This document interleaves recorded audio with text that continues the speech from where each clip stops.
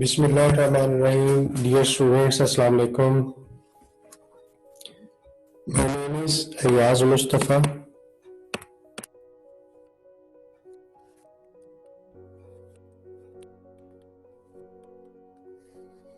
I'm fellow member of Institute of Cost and Management Accountants of Pakistan. I will teach you the subjects of fundamentals of cost and management accounting, FCMA. सबसे पहले हम इसके paper structure की बात करते हैं कि जो fundamentals of cost and management accounting है, इसका जो पेपर है वो किस पैटर्न पे आएगा।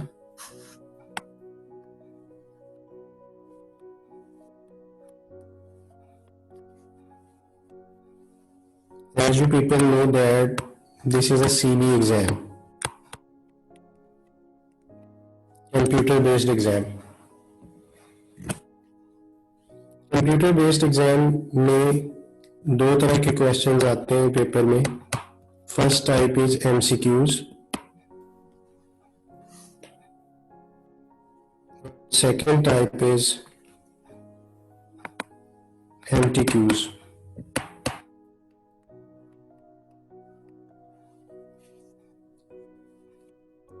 सेवेंटी मार्क्स जो है वो आपके एमसीक्यूज के होंगे,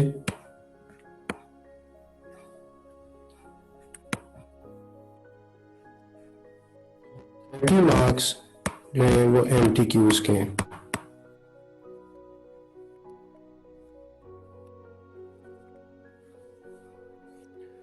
टोटल 100 मार्क्स का आपका पेपर होगा।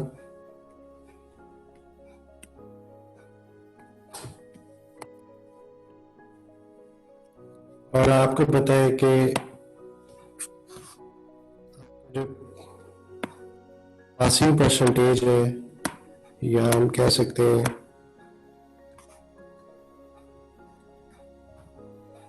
That is 50%।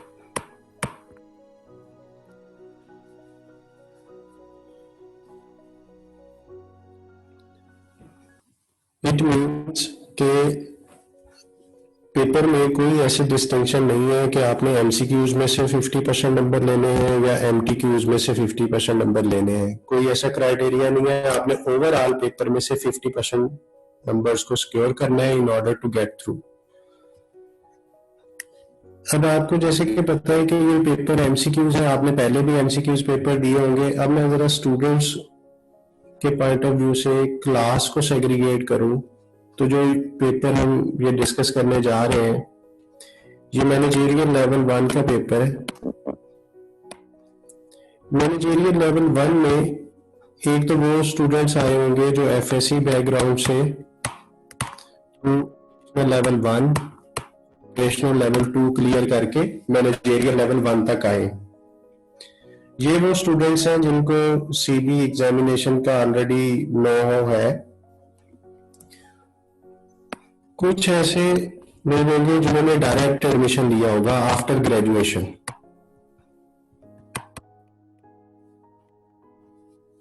जो ग्रेजुएट्स हैं उनके लिए आईसीएमए के साथ ये फर्स्ट अटेम्प्ट है, तो इसलिए मैं उनके हवाले से भी ये सारा बता रहा हूँ कि आईसीएमए का ये जो आपका पेपर होगा, मैनेजरियल लेवल 1 के जितने भी पेपर हैं उनमें से एफसीएमए का जो पेपर है वो एमसीक्यूज और एमटीक्यूज पे मुश्तमिल होगा। तो जो ग्रेजुएशन वाले हैं उनमें हमारे पास दो तरह की कैटेगरीज हैं। एक वो जो कॉमर्स ग्रेजुएट्स हैं,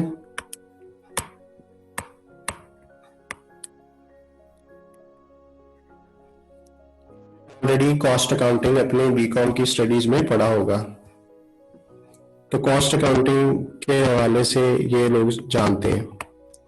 कुछ ऐसे भी स्टूडेंट्स हैं जो नॉन कॉमर्स हैं, उनकी कॉमर्स की बैकग्राउंड नहीं है।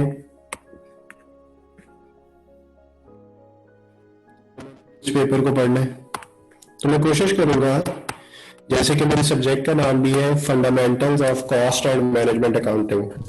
Fundamentals mean at a very basic level. तो मैं कोशिश करूंगा कि मैं तीनों तरह के स्टूडेंट्स को साथ लेके चलूं। मैं उस लेवल से आपको टीच करूं कि आपको इसके फंडामेंटल जो है वो समझने में बहुत आसानी है। ये जो MTQs है, ये 3 क्वेश्चंस होंगे टोटल और 10 मार्क्स ईच, तो 30 मार्क्स का ये आपका MTQ पोर्शन है। हमारे लेक्चर का तरीकाकार ये होगा कि मैं सबसे पहले आपको एक कॉन्सेप्ट दिया करूंगा और फिर उस कॉन्सेप्ट से रिलेटेड हम MCQs और MTQs दोनों की प्रैक्टिस किया करेंगे स्टेप बाय स्टेप, और कोशिश होगी कि आपको पहली दफा में ही समझ आ जाए। इन केस कोई इशू होगा तो हम उसको क्वेश्चन आंसर सेशन में देख लेंगे।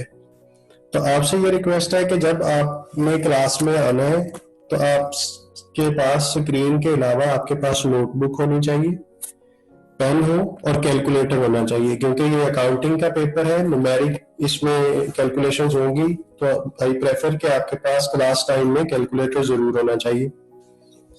और आप इसको साथ साथ नोट भी कर सकते हैं। आप इस स्क्रीन को मोबाइल पे या लैपटॉप पे जूम करके भी देख सकते हैं। जैसे कि आप इसको ट्राई करेंगे तो ये स्क्रीन जूम हो रही होगी, तो आप इसके स्क्रीनशॉट्स भी ले सकते हैं, लेकिन कोशिश करें कि आप मैक्सिमम जितना नोट कर सकें उसको नोट करें।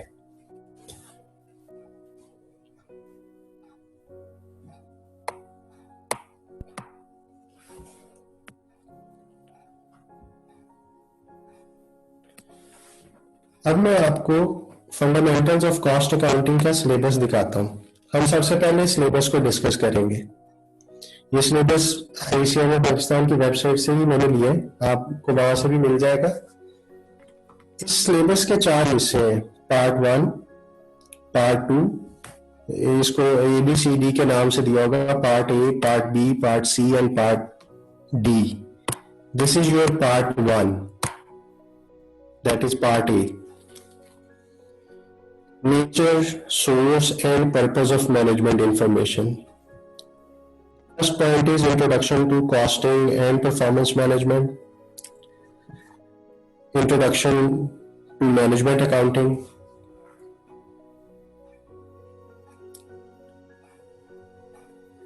Then sources of data, cost classification. This whole part is having a weightage of 10%. ये जो 10% वेटेज है, इसका मतलब है कि आपके जो क्लास आवर्स हैं उसमें से भी 10% टाइम इस एरिया को दिया जाएगा, और ऑलमोस्ट आपका जो एग्जामिनेशन है MCQs और MTQs वो इस एरिया में से 10% वेटेज के साथ कवर हो रहे होंगे अप्रोक्सीमेटली। लेकिन ये जो पहला एरिया है, इस पहले एरिया में खास तौर पे ये वाला जो टॉपिक है कॉस्ट क्लासिफिकेशन वाला, इट इज हाईली इंपॉर्टेंट। ये आपका बेस बनेगा पूरे थ्रू आउट सिलेबस को आगे लेके चलेंगे हम इसके कॉन्सेप्ट्स की बेस पे। तो हम सबसे पहले जो पार्ट A में चीज स्टार्ट करेंगे, that will be the cost classification. After that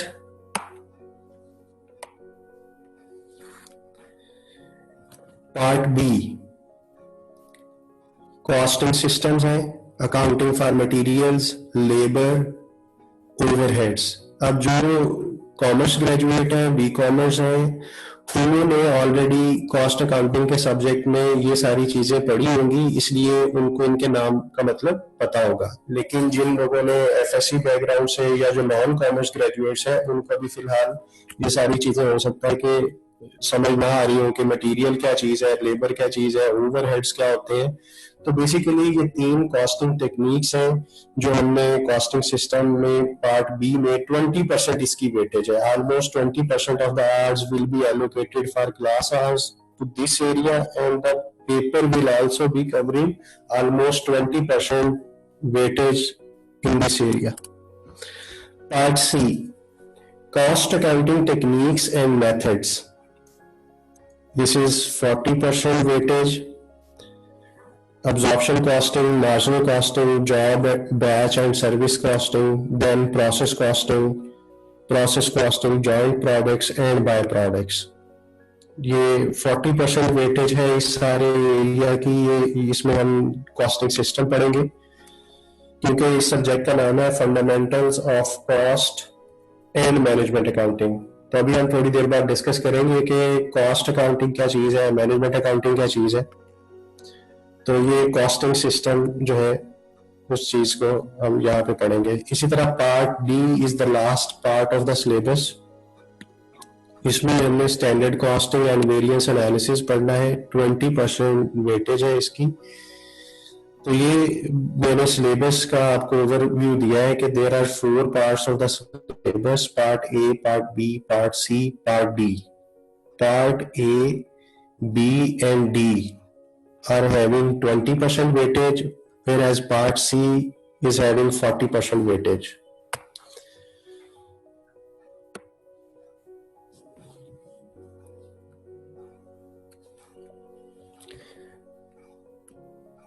आप लोगों ने अकाउंटिंग को थोड़ा सा अंडरस्टैंड किया होगा। जिन लोगों ने नेशनल लेवल 1 पढ़ा है उन्होंने फंडामेंटल्स ऑफ फाइनेंशियल अकाउंटिंग एक सब्जेक्ट पढ़ा होगा। फाइनेंशियल अकाउंटिंग की एक टाइप है जो ट्रांजैक्शंस को रिकॉर्ड करती है और फाइनेंशियल स्टेटमेंट्स बनाती है। तो वहां पे ही एक बात डिस्कस होती है कि there is another type of accounting which is cost accounting. तो मैं कॉस्ट अकाउंटिंग को पढ़ा रहा हूँ आपको। तो मैं कॉस्ट अकाउंटिंग से लेके चलता हूँ।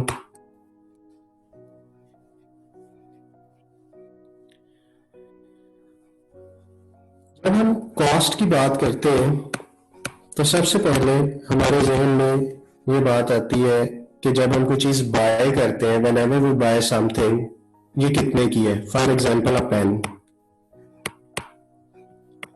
If we buy a pen for ₹20, तो it means this is cost. हम ये कह सकते हैं कि cost as a noun.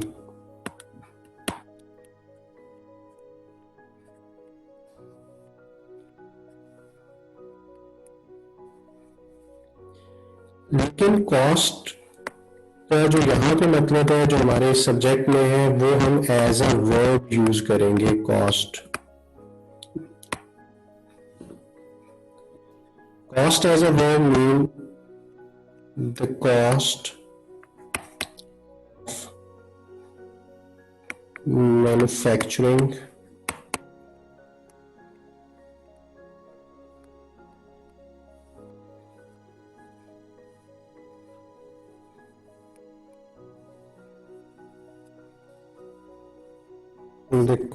of manufacturing product.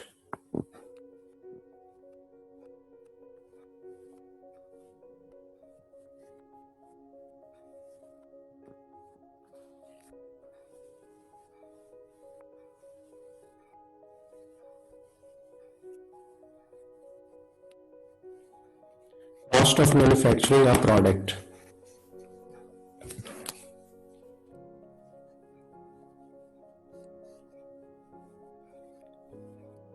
सबसे पहले हमारी चीज अंडरस्टैंड करनी है कि प्रोडक्ट क्या चीज है, तभी हम मैन्युफैक्चरिंग की बात करेंगे।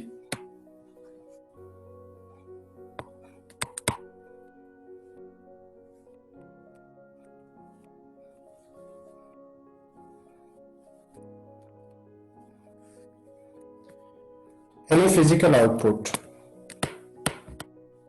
for example, a pen, a shirt, a mobile, a PC. There are so many products. They are physical. There are certain type of other businesses as well with services. No physical output.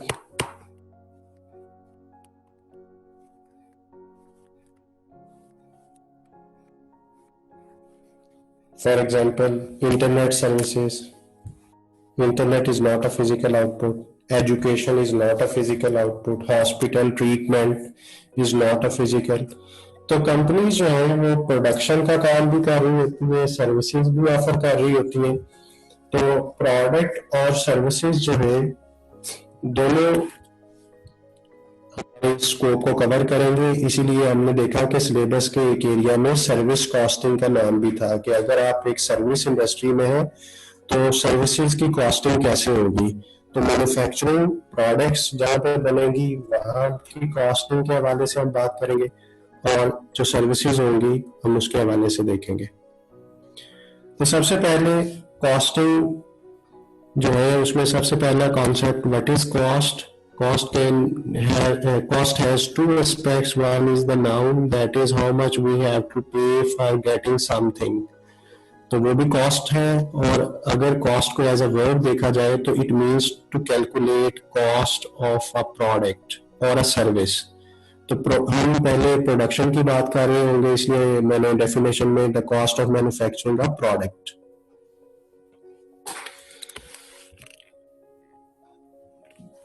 Ji questions मैं देखता हूँ raise hand कर रहे हैं।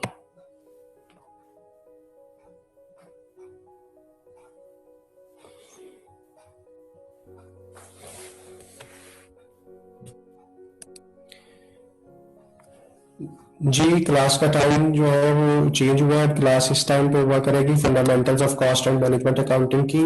एमटीक्यूज बेटा ऐसे सवाल होते हैं कि जिसपे आपको ऑप्शन टिक नहीं करनी, बल्कि थोड़ा उसमें आपको लॉन्ग क्वेश्चन दिया जाएगा, एक ही सिनेरियो होगा, 10 मार्क्स का एक क्वेश्चन होगा, उसमें आपको वैल्यूज इनपुट करनी होगी। तो वो एक लॉन्ग क्वेश्चन की तरह है, लेकिन होगा वो कंप्यूटर पे ही। आपको उसका एक इंटरफेस दे दिया जाएगा, वो हम यहाँ पे डिस्कस करेंगे जब हम एमटीक्यूज पे पहुंचेंगे। लेकिन जैसे मैं बता चुका हूँ कि 70% जो है वो वेटेज एमसीक्यूज की है। जी पार्ट ए की वेटेज जो है वो 20% ही है, वो मैंने बता दिया है। नहीं पार्ट ए की शायद जी 20 है।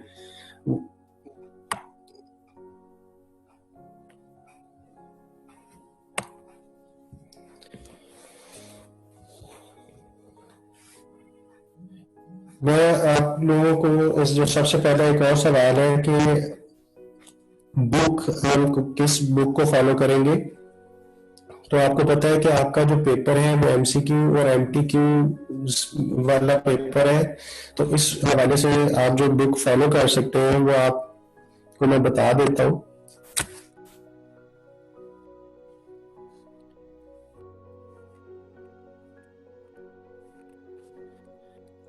ACCA F2 बुक का टाइटल है मैनेजमेंट अकाउंटिंग।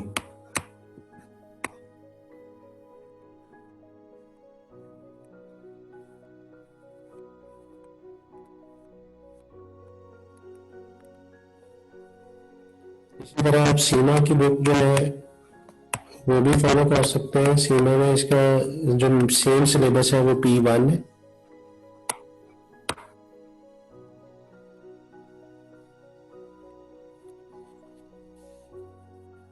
इसी तरह कॉस्ट के लिए एक और बुक जो है वो काफी फेमस है, मैथ्स यूजरे।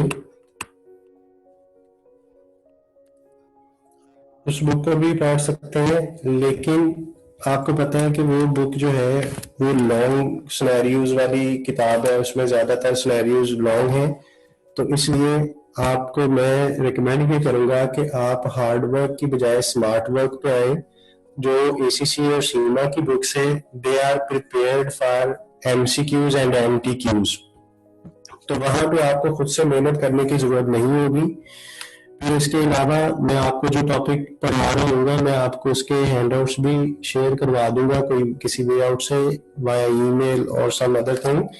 तो आपको जो मैं अभी नोट्स भी आपके सामने मैं लेके आऊंगा, स्क्रीन पे आपको नजर आएंगे, तो वही वाले नोट्स मैं आपको सेंड भी करवा दूंगा। तो आप लोग एसीसी, सीमा या मैथ्स यूजरे तीनों किताबों को कंसल्ट कर सकते हैं, और जो मेरे हैंडआउट्स हैं वो भी प्रिसाइज्ड हैं। अगर आप उनको भी अच्छे तरीके से पढ़ लें और लेक्चर सुन लें तो आप लोगों को पास करने में कोई मसला नहीं होगा।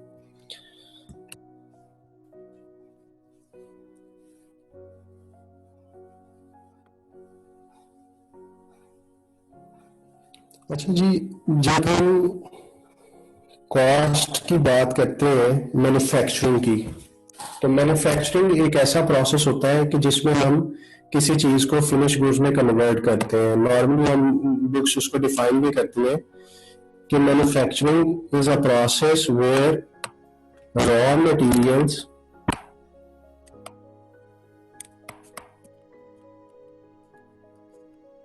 converted into finished goods.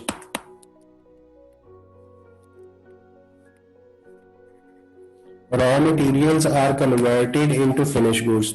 This is a manufacturing process. तो अगर हम मैन्युफैक्चरिंग की बात करें तो ये हमने ऑलरेडी बहुत सारी चीजें देखी हुई हैं. फॉर एग्जांपल आपके सामने मैं एक एग्जांपल रख रहा हूँ. Uniworth manufactures shirts, pants, ties and other clothing for its customers. Let us make a list of all costs that we can identify as a layman associated with manufacturing of shirts only.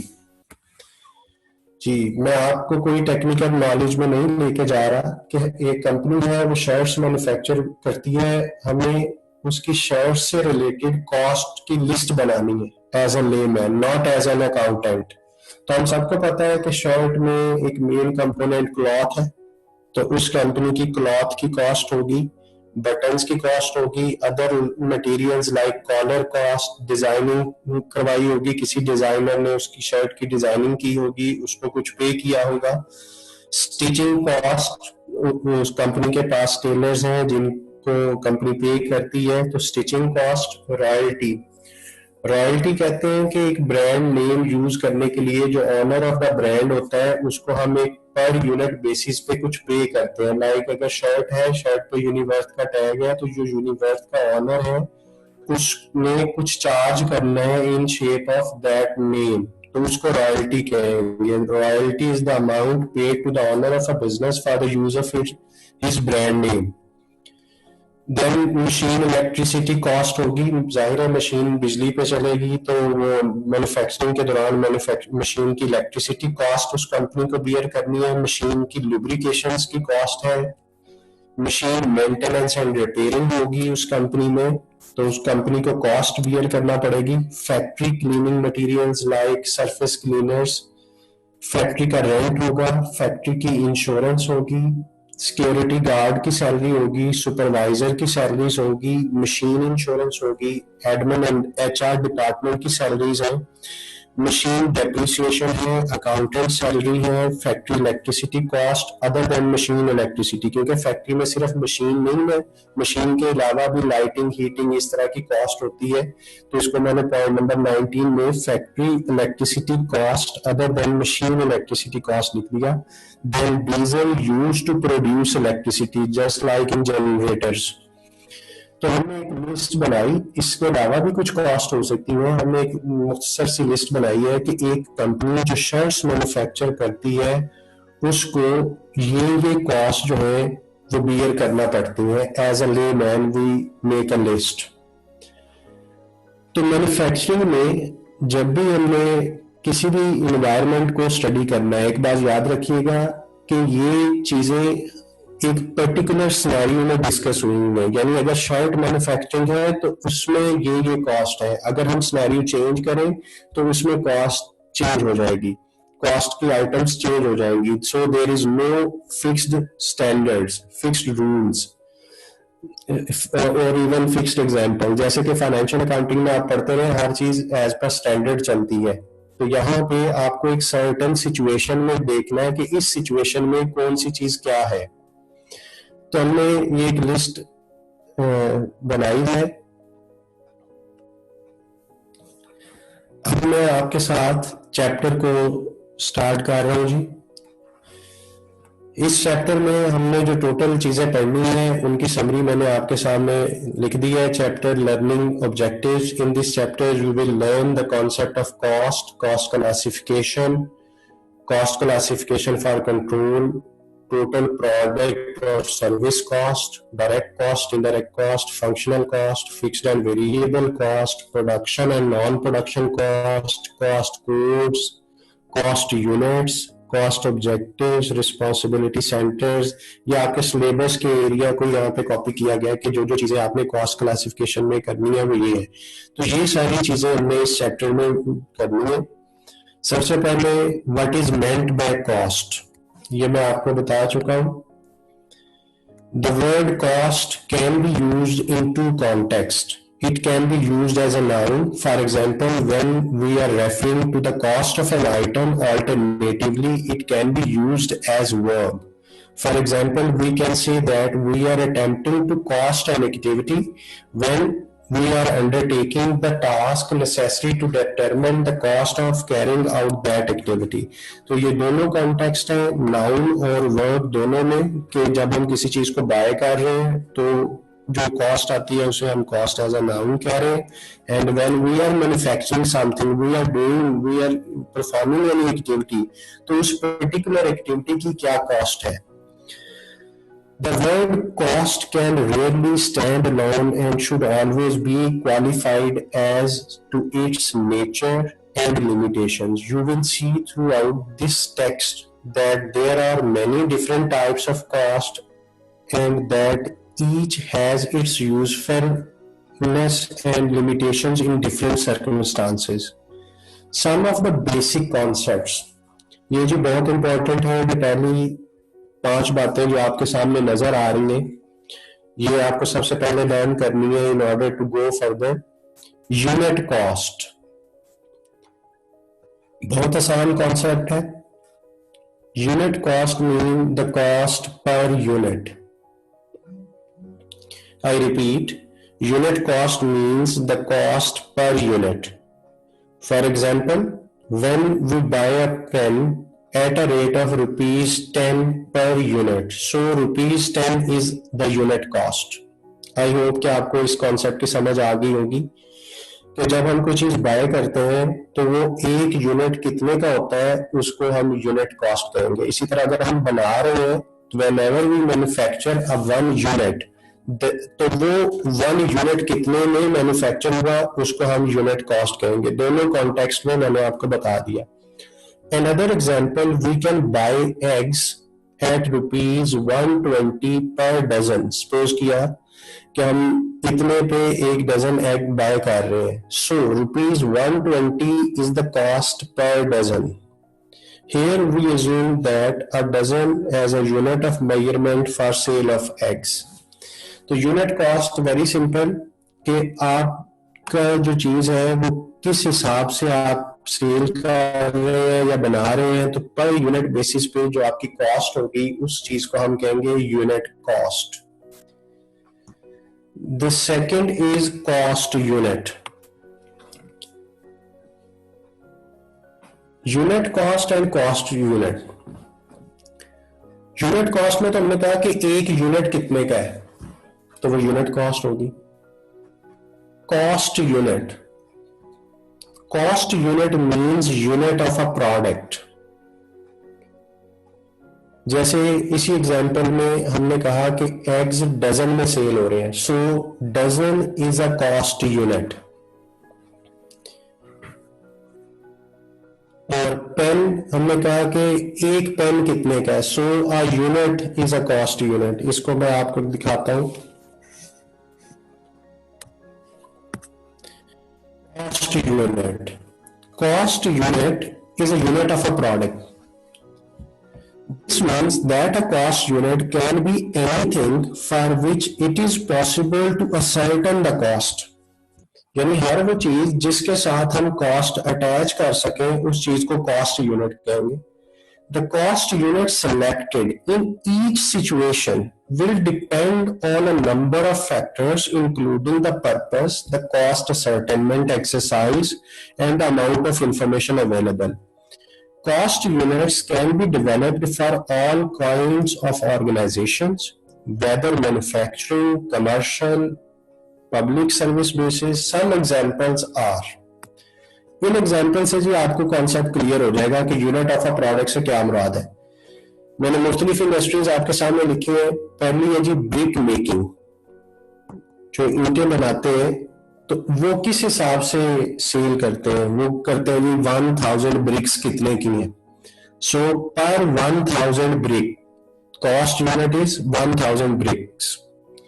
Electricity cost का rate होता है पर megawatt या पर kilowatt hour. तो जो kilowatt hours है ये कॉस्ट यूनिट है. प्रोफेशनल सर्विसेज जैसे मैनेजमेंट कंसल्टेंसी है, तो उसमें पर चार्जेबल आवर्स, यानी जितने आवर्स होंगे पर आवर क्या रेट है. So in case of professional services the cost unit is chargeable hours. Credit control department एक ऐसा डिपार्टमेंट है जो क्रेडिट को कंट्रोल करता है ऑर्गेनाइजेशन में, तो वो ये उसके लिए किस हिसाब से कॉस्ट सर्टेन की जाएगी. Accounts maintained. सेलिंग के लिए कस्टमर कॉल. जी मैं रिपीट करता हूं कॉस्ट यूनिट को. Cost unit is a unit of a product, यानी आपको कोई चीज किस हिसाब से मिलती है. सिंपल कर लेते हैं कि आपको कोई चीज किस हिसाब से मिलती है. फॉर एग्जाम्पल मिल्क बाय करना है तो वो लीटर में होगा, so litre is the cost unit for milk. Petrol again litre है. फ्लोर केजीज है. ब्रिक्स मैन्युफैक्चरिंग कंपनी में 1000 ब्रिक्स का हिसाब होता है, 1 या 100 50 का नहीं बल्कि 1000 ब्रिक्स का हिसाब होता है. इलेक्ट्रिसिटी कंपनी जो है वो किलोवाट आवर्स के हिसाब से चार्ज करती है. So in case of electricity company cost unit is kilowatt hours. Professional services में कॉस्ट यूनिट चार्जेबल आवर्स होगा. क्रेडिट कंट्रोल में अकाउंट्स मेंटेन्ड है और सेलिंग में कस्टमर कॉल है. ये सारी चीजें जो है ये मैन्युफैक्चरिंग में थी. कॉस्ट यूनिट ये जितनी मैंने इंडस्ट्री आपके सामने रखी है ये सारी मैन्युफैक्चरिंग इंडस्ट्री थी. Brick making, electricity, credit control, selling. Composite cost unit. अब हम इसको थोड़ा सा एडवांस लेके चल रहे हैं. कॉस्ट यूनिट की बात ही कर रहे हैं लेकिन the word is composite cost unit. Composite means complex. It means कि कॉस्ट यूनिट जो है वो एटलीस्ट 2 चीजों से मिलकर बन रहा होगा. कॉस्ट यूनिट में 2 कॉस्ट यूनिट आ रहे होंगे. Composite cost units are used in service industry. जैसे मैंने शुरू में बताया कि हम मैन्युफैक्चरिंग को भी डील करेंगे इस सब्जेक्ट में, सर्विसेज को भी. तो मैन्युफैक्चरिंग इंडस्ट्रीज की एग्जांपल मैंने आपको शो कराई है कि ब्रिक मेकिंग, इलेक्ट्रिसिटी, ये सारे मैन्युफैक्चरिंग है. इसी तरह और भी बहुत सारे हो सकते हैं. जैसे पेट्रोल की मैंने एग्जांपल दी तो वहां पे कॉस्ट यूनिट लीटर है. कंपोजिट कॉस्ट यूनिट्स, इसमें आप सर्विस इंडस्ट्री में ऐसा होगा. मैं एग्जांपल से आपको इसको समझाता हूं. फॉर एग्जांपल होटल इंडस्ट्री जो है वो कॉस्ट किस हिसाब से चार्ज करती है, क्योंकि हमने ये डिफाइन किया कि कॉस्ट यूनिट वो चीज है जिस हिसाब से कॉस्ट चार्ज की जाएगी. तो होटल इंडस्ट्री कॉस्ट चार्ज करती है पर रूम पर नाइट, कि आप जितने रूम बुक करेंगे, जितनी नाइट्स के लिए करेंगे, उस हिसाब से आपसे कॉस्ट चार्ज की जाएगी. तो आप देखें यहाँ पे 2 चीजें आ गई, रूम भी और नाइट भी. So this is a composite cost unit. This is not the normal single cost unit, just like in the previous example. वहां पे एक चीज थी कि ब्रिक्स है तो 1000 ब्रिक्स इतने की है. That was a simple cost unit. जबकि सर्विसेज जितनी भी होंगी वहां पे पर रूम पर नाइट. इसी तरह बस और रेलवे कंपनी की अगर हम बात करें तो वो वहां पे कॉस्ट यूनिट होगा पर पैसेंजर पर माइल, के हर पैसेंजर से चार्जिंग की जाएगी फेयर की, और जिसने जितनी दूर जाना है उस हिसाब से किराया चार्ज किया जाएगा. सो पर पैसेंजर पर माइल. हॉस्पिटल्स पर पेशेंट पर डे, कि जितने पेशेंट्स होंगे हर पेशेंट से कॉस्ट चार्ज की जाएगी और पर डे के हिसाब से कॉस्ट चार्ज की जाएगी. Education industry just like ICM में पर स्टूडेंट पर सब्जेक्ट आपसे जो फी चार्ज की जाती है. Education is a service providers. ICM में आपसे किस हिसाब से चार्ज करता है, हर स्टूडेंट से फी चार्ज हो रही है और हर सब्जेक्ट की हो रही है. सो द कॉस्ट यूनिट इज पर स्टूडेंट पर सब्जेक्ट. इसी तरह कुरियर सर्विसेज की अगर हम बात करें तो कुरियर सर्विसेज में वो चार्ज करते हैं, वेट करते हैं कुरियर का कि कितना है पर KG per kilometre. For example एक 1 केजी का पार्सल है, वो कराची से मुल्तान आना है तो उसका रेट और होगा, और एक 1 केजी का पार्सल कराची से लाहौर आना है तो उसका रेट और होगा. So the courier services are charging per KG per kilometre. ये जितनी एग्जांपल्स मैंने आपके साथ अभी डिस्कस की है ये वाली, these are all service industries. So whenever there is a service industry, the cost units will be the composite one, यानी इसके अंदर दो चीजों को एट ए टाइम कंसिडर किया जा रहा होगा।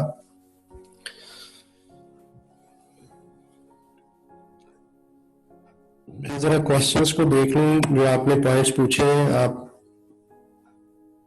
आप इसी दौरान जरा इसको अपने नोट्स को रिवाइज कर लें।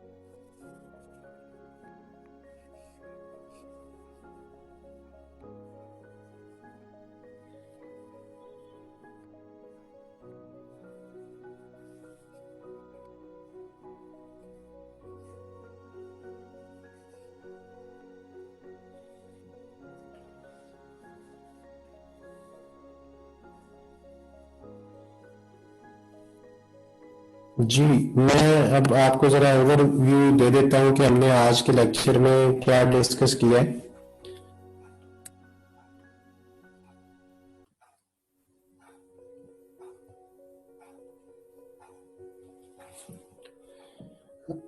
My name is Riaz Mustafa. I am fellow member of ICMA Pakistan. I will teach you cost and management accounting. सबसे पहले मैंने आपको ये बताया था कि जी सीबी एग्जाम है, इसमें एमसीक्यूज होंगे और एमटीक्यूज होंगे। एमसीक्यूज आप सारे समझते हैं कि मल्टीपल चॉइस क्वेश्चंस हैं कि चार में से एक ऑप्शन आपको सेलेक्ट करनी होगी। 70 मार्क्स है इसके पेपर में वेटेज। एमटीक्यूज मल्टीटास्किंग क्वेश्चंस जो हैं इसमें आपको एक सिनेरियो बताया जाएगा और 10 मार्क्स का क्वेश्चन पूछा जाएगा। 3 क्वेश्चंस होंगे, 10 मार्क्स ईच। 30 मार्क्स के आपके एमटीक्यूज हैं। Then you have to get 50% marks. किसी भी वेटेज से आप इसको हासिल कर सकते हैं, जरूरी नहीं है कि दोनों एरियाज में से 50% नंबर लेने हैं, आपने ओवरऑल 50% नंबर्स लेने हैं। Then we discussed that our class comprises of FSC students. They are coming from operational level 1 and operational level 2. Then graduation level के बाद आने वाले जो हैं वो कॉमर्स ग्रेजुएट्स होंगे। उन्होंने ऑलरेडी कॉस्ट अकाउंटिंग को थोड़ा पढ़ा होगा और इंशाल्लाह वो लोग भी यहाँ पे कुछ नई चीजें लर्न करेंगे। नॉन कॉमर्स ग्रेजुएट्स को इसका नॉलेज थोड़ा कम होगा, इसलिए मैं कोशिश करूंगा कि मैं आपको एक वेरी बेसिक लेवल पे आके सारे कॉन्सेप्ट्स डिलीवर कर सकूं। अकाउंटिंग जो है वो बिजनेस में जो बिजनेस ट्रांजैक्शंस हैं उनको रिकॉर्ड करने के लिए अकाउंटिंग यूज की जाती है। फाइनेंशियल अकाउंटिंग और कॉस्ट अकाउंटिंग दो तरह की अकाउंटिंग होती है। कॉस्ट अकाउंटिंग मैं आपको पढ़ा रहा हूँ, तो कॉस्ट अकाउंटिंग ये एक ऐसा सिस्टम है जो कॉस्टिंग की कैलकुलेशन में हेल्प करेगा ऑर्गेनाइजेशंस की, मैनेजर्स की। तो ये कॉस्ट अकाउंटिंग होगी। Then cost and management accounting भी हम डिस्कस करेंगे। हम सबसे पहले कॉस्ट के वर्ड को लेके चले हैं, व्हाट इज अ कॉस्ट। तो कॉस्ट के दो कॉन्टेक्स्ट हमने डिफाइन किए एज अ नाउन कि व्हेनेवर वी बाय समथिंग, तो उसके जितने का हम बाय कर रहे हैं उसे हम कॉस्ट एज अ नाउन कहते हैं। Then cost as a verb, the cost of manufacturing of a product. A product is any physical output. Services mean no physical output, just like education. Recommended books में मैंने आपको बताया कि आप ACCA F2 management accounting उसका title है। This book is almost covering the whole syllabus. इसकी जो रिवीजन किट है उसके अंदर MCQs और MTQs दोनों हैं।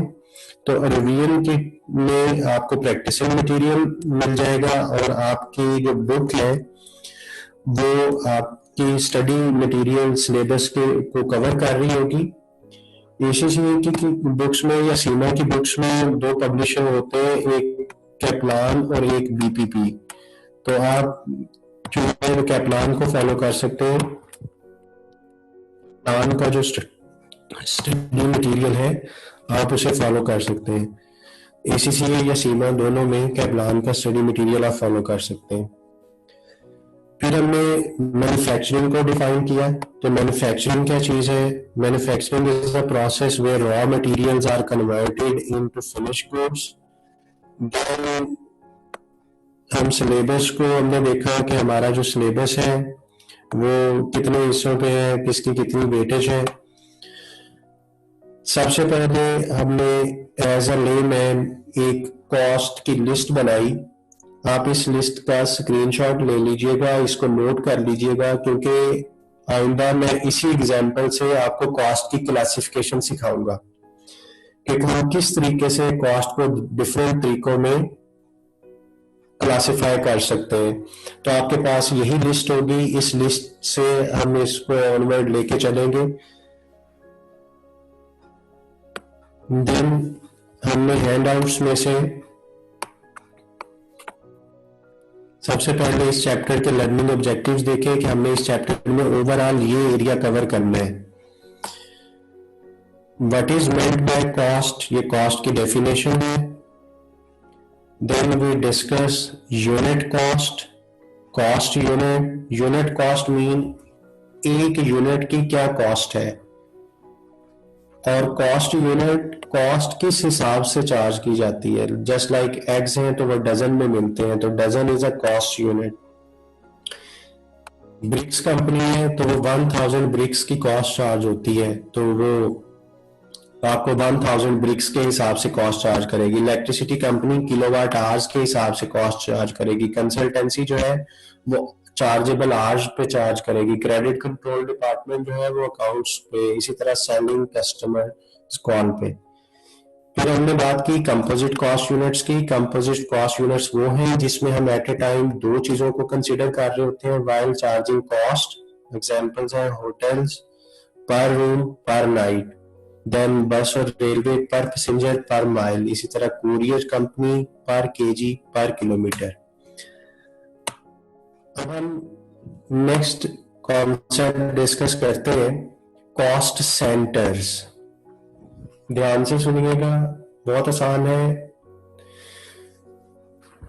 अ cost centre is a production और a service location, a function, an activity or an item of equipment for which costs are accumulated।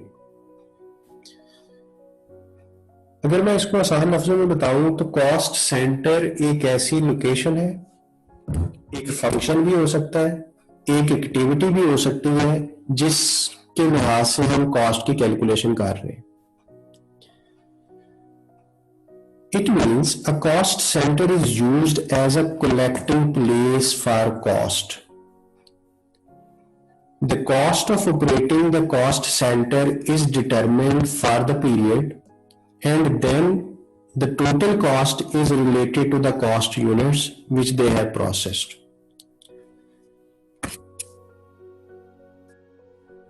अगर हम इसको एक सिंपल सिनेरियो में डिस्कस करें,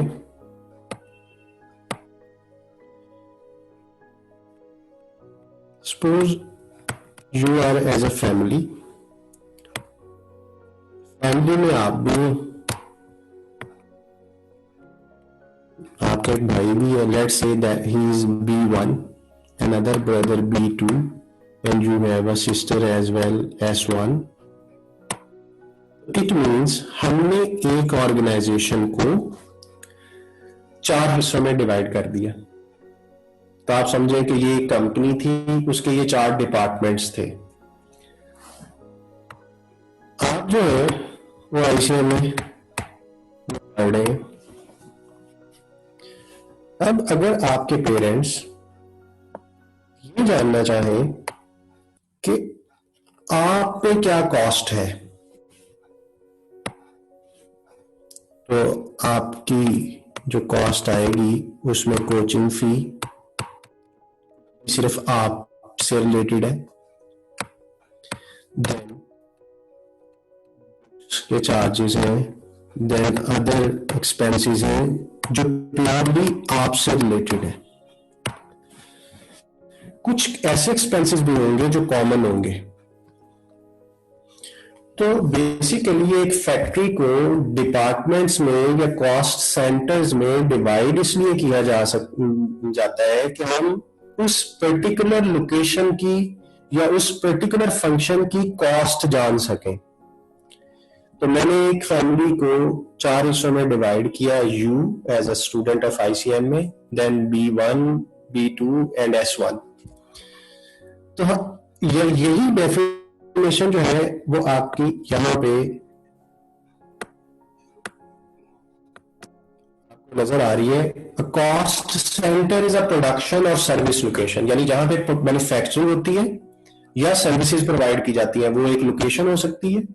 अब फंक्शन से मुराद क्या है? प्रोडक्शन एक फंक्शन है, सेलिंग एक फंक्शन है, एडमिनिस्ट्रेशन एक फंक्शन है, HR एक फंक्शन है, फाइनेंस एक फंक्शन है। These are the functions। तो हम चाहें तो प्रोडक्शन और सर्विस के लिहाज से भी कैटेगराइज कर सकते हैं, चाहें तो फंक्शंस के लिहाज से भी, like production, selling, administration, these are the functions.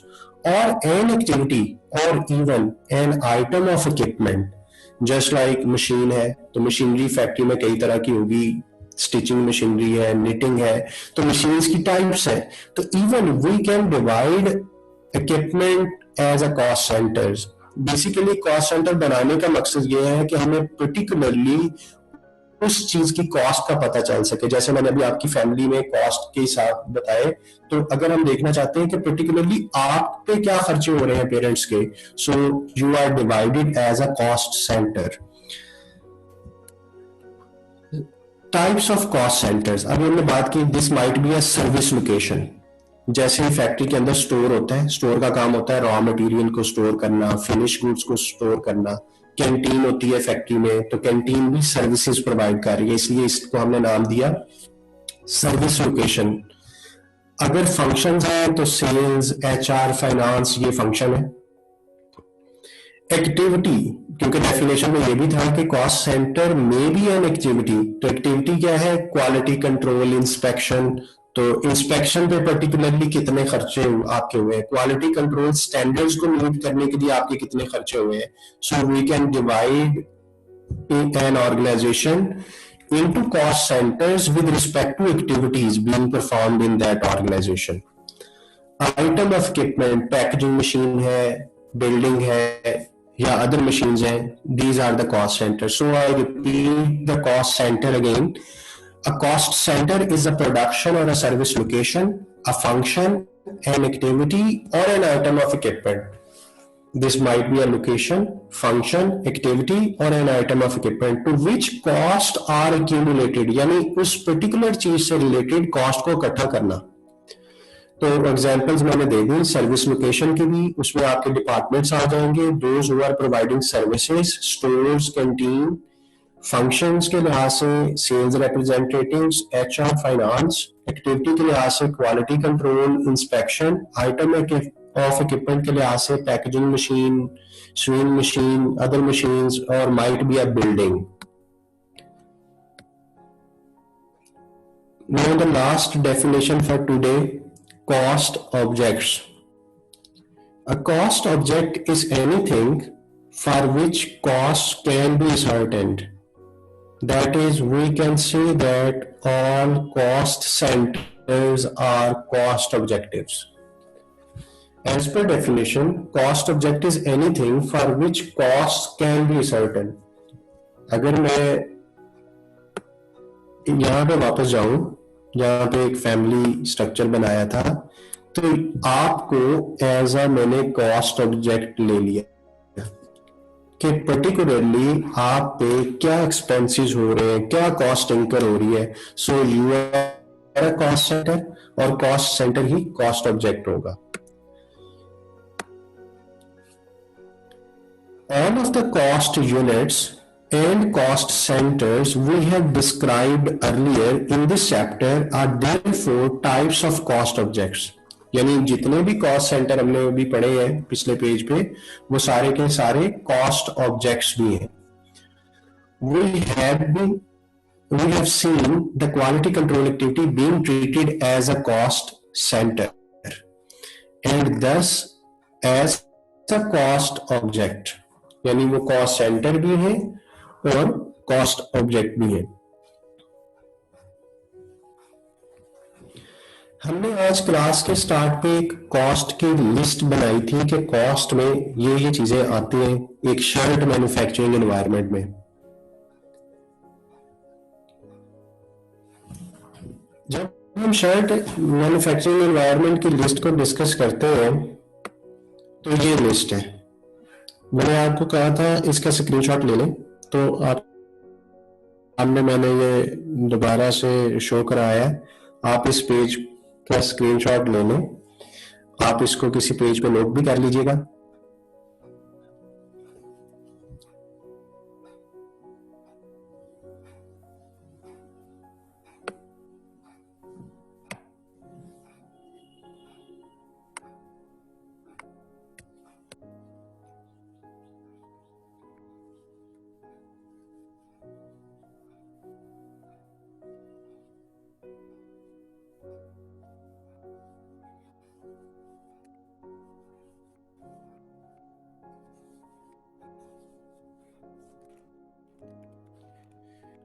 जी, अब मैं क्वेश्चंस को जरा देख लेता हूं। अगर आप में से कोई स्टूडेंट सवाल पूछना चाहता है तो वो इसी चैट बॉक्स में टाइप कर दे। मैं अभी जो हमारे 7-8 मिनट्स हैं मैं इसमें। जी, एक क्वेश्चन है सैलरीज एंड कॉस्ट में डिफरेंस। अभी हमने उसको कैटेगराइज नहीं किया फर्दर में, अभी हमने जस्ट कॉस्ट की बात की है। कॉस्ट किसी भी तरह की हो सकती है, सैलरी भी कॉस्ट है, वेजेस भी कॉस्ट होती हैं, मटेरियल की कॉस्ट भी कॉस्ट है। आज फर्स्ट डे था, आप जस्ट ये समझें कि ये कॉस्ट में ये 20 पॉइंट जो मैंने आपको कहा है स्क्रीनशॉट ले लें, ये सारी की सारी कॉस्ट है। कल हम इनको क्लासिफाई करेंगे, जो कि आपने वो हैंडआउट्स वाले में देखा भी है। Cost classification is the next point.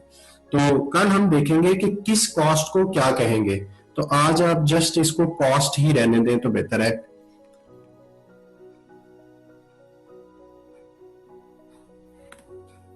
Ji, number के हवाले से मैं मैनेजमेंट से डिस्कस करके बात बता दूंगा आपको।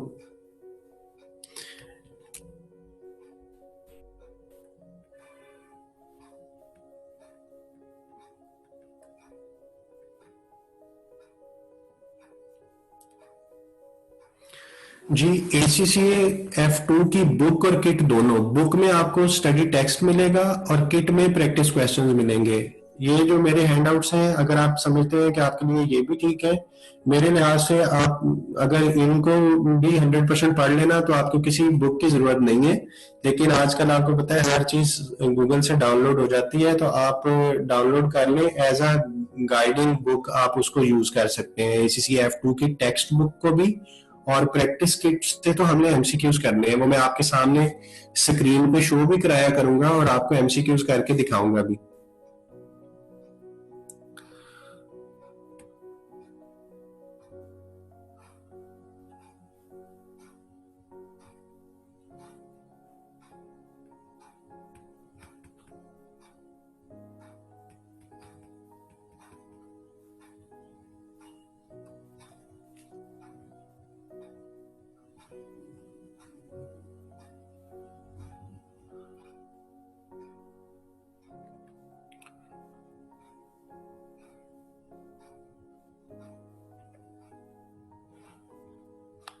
जी, मैंने ये एग्जांपल एक दफा फिर आपको शो करा दी।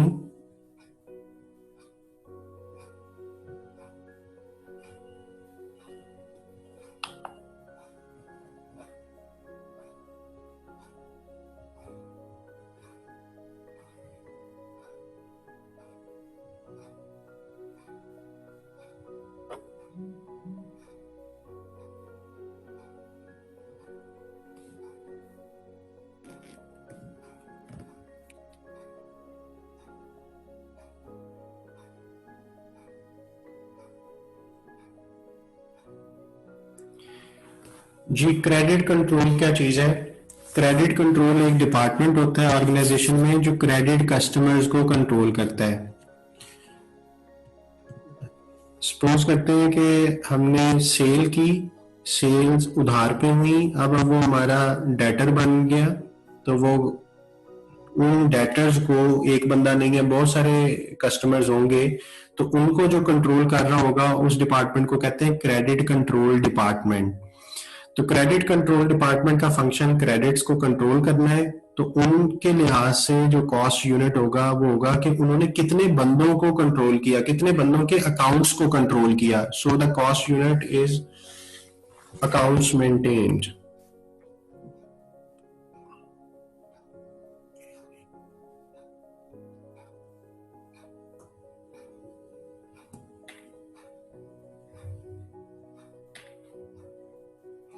जी, मैं आपको हैंडआउट शेयर करने का कोई प्रोसेस देख लेता हूँ वाया ईमेल, या हो सकता है पोर्टल में ही आपको ये फैसिलिटी कर दिया जाएगा, आप वहां से डाउनलोड कर लीजिएगा।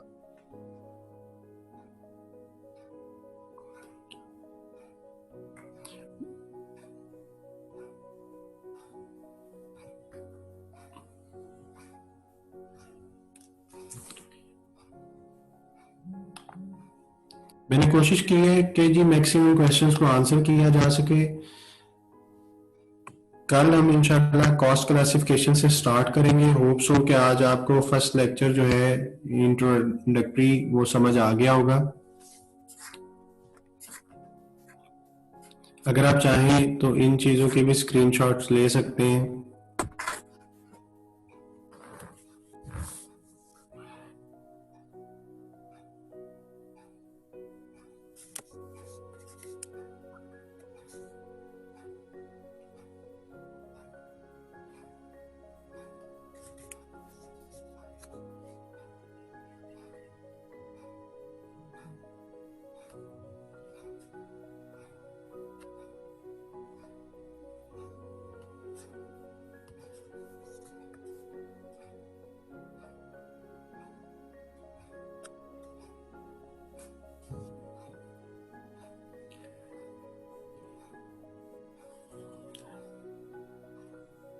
स्टूडेंट्स, कल आपने क्लास अटेंड करने से पहले आज जो हमने काम किया था इन सारी चीज़ों को एटलीस्ट 2 to 3 टाइम्स रिवाइज करके आना है, ताकि मैं आपको कल आने वाली चीज़ें जो हैं वो एक बेटर वे में समझा सकूं।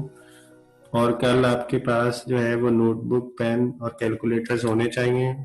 कैलकुलेटर की ज़रूरत हमें एक आध दिन में आ जाएगी क्योंकि न्यूमेरिक्स की तरफ भी हम जाएंगे। मीनवाइल अभी तक आपको मैंने जो काम करवाया है आप उसको अच्छे तरीके से गो थ्रू कीजिएगा। Thank you so much for today's session. Allah Hafiz.